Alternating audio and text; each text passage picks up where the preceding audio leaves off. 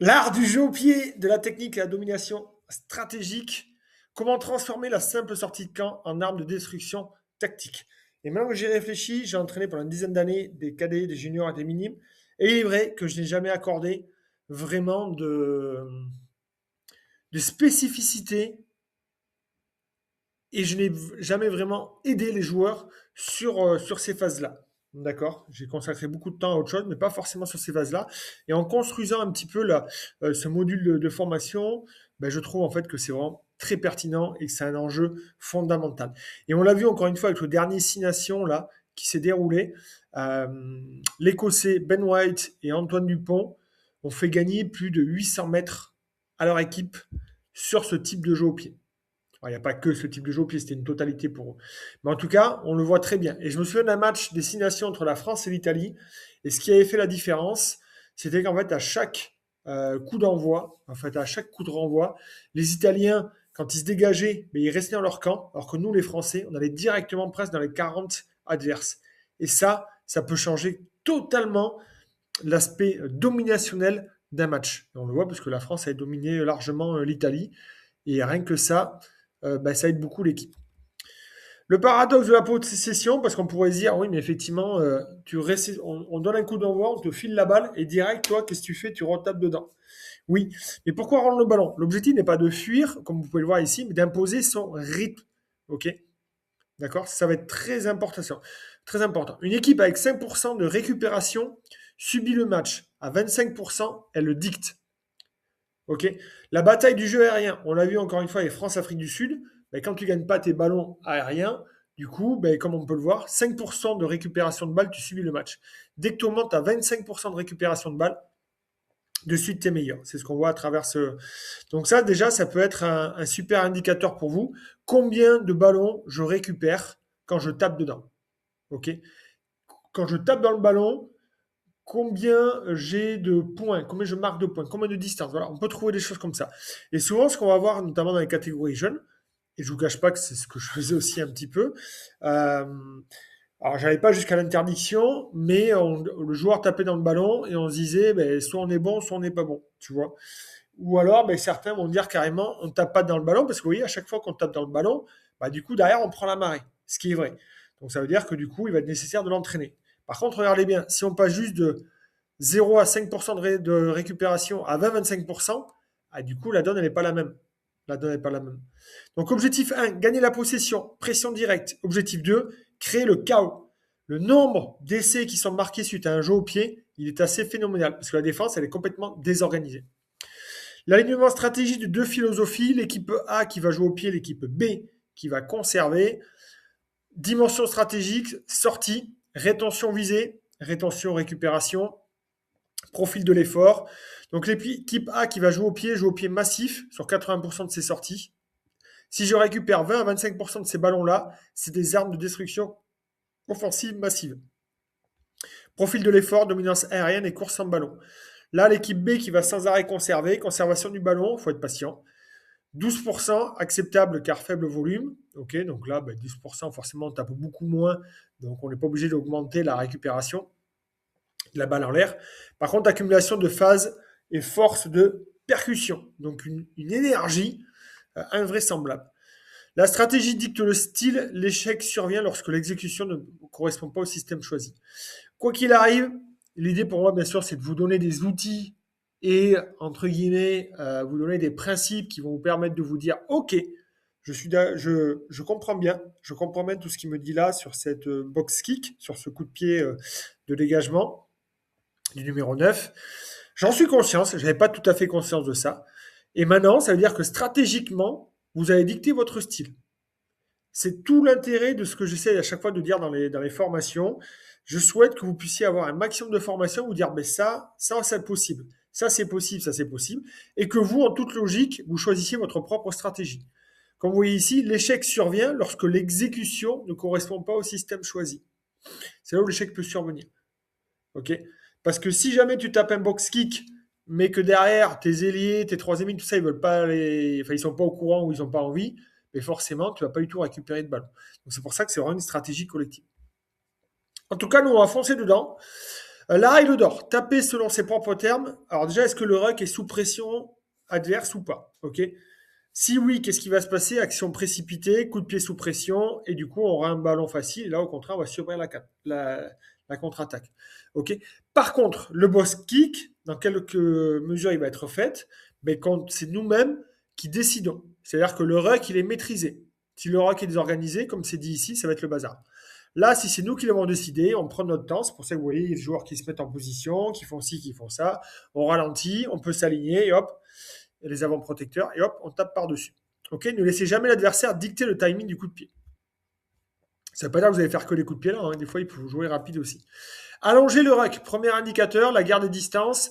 Forcément, le but du jeu, ça va être de créer le plus de distance possible entre celui qui va contrer, le perturbateur, le contreur. Donc voilà les trois rôles qu'on va pouvoir mettre en place. Un joueur qui tape, en général le numéro 9, des avants qui vont avoir un rôle de protecteur, et un mec qui va venir perturber ici. Au niveau du geste technique du numéro 9, l'exécution parfaite, angle 45 degrés, vous voyez, au niveau du buste, en tout cas les épaules orientées par rapport à la ligne de touche. D'accord. Le levier de la jambe de frappe, tendu, straight lever, ça veut dire tendu, niveau tendu ici. Extension finissant haut sur la pointe des pieds. Ne jamais s'asseoir sur le talon. Le pivot central, le pied d'appui pivote sur place. Attention, prendre un pas d'élan supplémentaire peut donner un quart de seconde d'avantage au contreur. Et là, on peut se faire contrer. Et le lâcher, je lâche la dalle, je lâche, drop, ça veut dire laisser tomber. Chute verticale du ballon, frapper dans son tir intérieur, pousser de manière linéaire, loin du corps. Ok, avec ce mouvement de rotation. Voilà un petit peu les comportements nécessaires que vous allez pouvoir amener aux joueurs pour effectuer ce geste-là. Le déclencheur de pression, éviter le piège. Ok, voilà un petit peu l'erreur. Fixer les mains, alors c'est celui qui va mettre la pression sur le joueur, hein. Fixer les mains où le corps expose le défenseur à la feinte. Ok, parce que là, il peut y avoir des feintes de corps et tout ça. La règle d'or, verrouiller exclusivement sur le ballon au sol. D'accord. C'est-à-dire que nous, on vient vraiment porter notre regard. Quand est-ce qu'il va lever la balle? Et dès qu'il lève la balle, ça va être le signal. Ok. À partir du moment où vous allez fixer les mains ou le corps, ça peut vous exposer à des feintes. Le signal de départ pour un contreur n'est jamais le mouvement du corps du neuf. Techniquement, la balle est en jeu uniquement lorsqu'elle quitte le sol. Le décollage est le seul déclencheur valide. D'accord. Donc ne vous amusez pas à regarder le neuf qui va peut-être partir ou se mettre en position, qui va faire des mouvements un petit peu parasites. Vous regardez la balle. Dès que la balle est levée, c'est le signal. La chasse. Ok, donc une fois que ça a été tapé, le but du jeu, ça va être de chasser en étant structuré pour éviter de se faire contrer, pour une contre-attaque. Donc ligne de 4 joueurs connectés avec un défenseur qui freine sa course pour s'intégrer en couverture. Donc ça va être intéressant. Ce qu'il y a de plus désastreux, c'est quand la ligne elle est brisée et que les 3 joueurs ou les 4 joueurs ne montent pas ensemble. Une chasse désorganisée ou numériquement faible crée un côté fermé large. Ok, l'adversaire exploite l'écart pour franchir le premier rideau sans résistance. Manipulation spatiale. Isoler le troisième rideau, appel au large, effet domino, résultat. Donc l'intérêt de tout ça, ça va être d'aller taper effectivement dans le couloir des 5 mètres, dans l'idée de pouvoir isoler le troisième rideau. Nous, on veut pas, si jamais je tape, je veux pas que le troisième rideau, mais ils retrouvent leur cellule d'action, avec 3 joueurs comme ça qui vont de suite venir attaquer. Vous voyez, donc souvent, qu'est-ce qui va se passer? L'ailier côté ouvert reste collé à sa ligne de touche, lors de l'appel du coup de pied. D'accord. L'arrière, lui, il est contraint de rester au centre pour couvrir le troisième rideau. Et l'ailier côté adverse se retrouve totalement isolé en un contre un pour le duel aérien. Impeccable. On a isolé le mec qui est ici.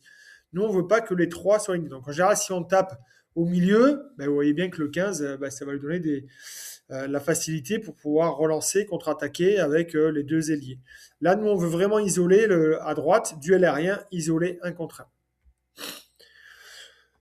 Alors, ici, au niveau du timing, c'est le déroulement de l'action. Protection. Donc, il y a le reg, protection, on protège la balle, comme on l'a vu juste après. Donc, après, il va y avoir le jeu au pied.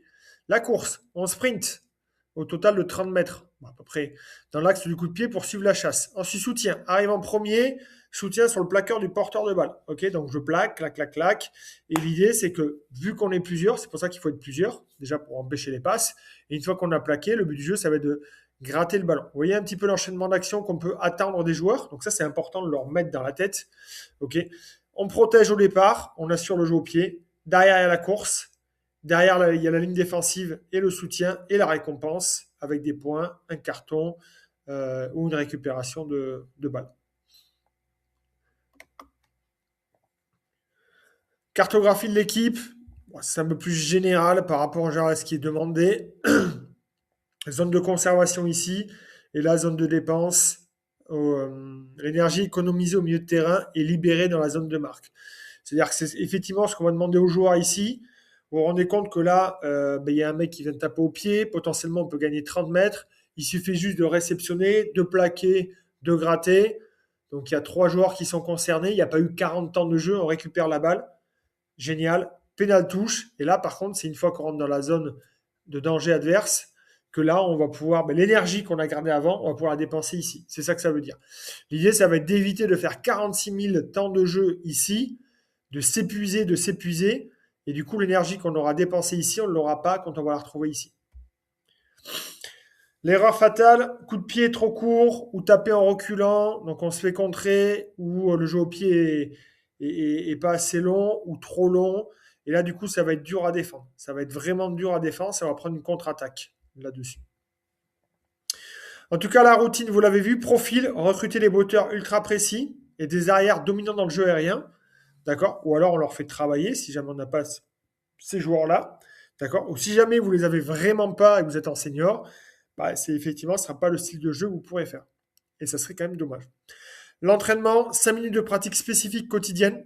Encore une fois, c'est des choses à faire à chaque entraînement. C'est pas, dans chaque situation de jeu, laisser les joueurs jouer à fond. Le système, sortie de camp, on l'a vu, 80% sur le numéro 9. Et l'idée, c'est d'atteindre 20 à 25% de récupération. Une plateforme stable, c'est quoi qu'on appelle la plateforme? C'est-à-dire le ruck avec les protecteurs, le numéro 9 qui s'installe, l'exécution, le bon geste technique et la pression avec la chasse. Le jeu au pied n'est vraiment pas une fuite, c'est pas le fait de se débarrasser du ballon, c'est la prise de contrôle absolue du terrain. Le rugby, c'est un jeu de gain de terrain, une arme totale qui exige une synchronisation parfaite entre la vision du stratège et l'effort invisible de chaque joueur. À vous de jouer en souhaitant vous avoir apporté des conseils et l'envie de mettre en place ce style de réception de coup d'envoi et de dégagement, de sortie de camp.